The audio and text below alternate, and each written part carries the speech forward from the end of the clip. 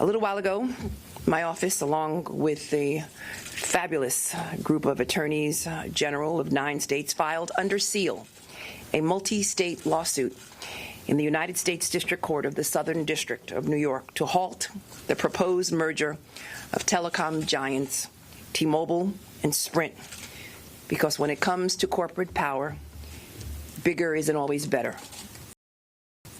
The T-Mobile and Sprint merger would not only cause irreparable harm to mobile subscribers nationwide by cutting access to affordable, reliable wireless service for millions of Americans, but would particularly affect lower-income and minority communities here in New York and urban areas across the country.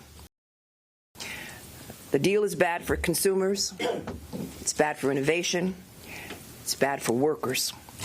T-Mobile currently has 79 million subscribers, and Sprint currently has more than 54 million subscribers, and they are the third and fourth largest of the 4 national mobile network operators.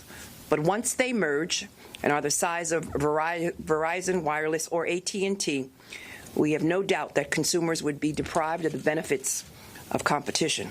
In fact, if the 2 companies were to merge, the wireless market would be controlled by only 3 companies instead of 4. In recent years, intense competition, spurred in particular by T-Mobile and Sprint, has meant declining prices, increased coverage, and better quality for all mobile phone subscribers. And since 2009, the average cost of mobile services has fallen by roughly 28%, according to the Labor Department, while mobile data consumption has grown rapidly.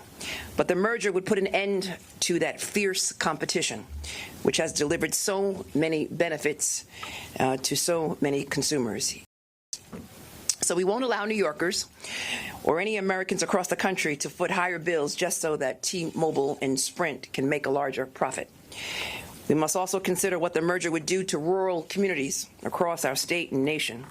T-Mobile and Sprint have repeatedly made claims that their merger would increase coverage in rural areas. However, looking at their track record, it's hard to believe that a mega merger would increase coverage by any measure.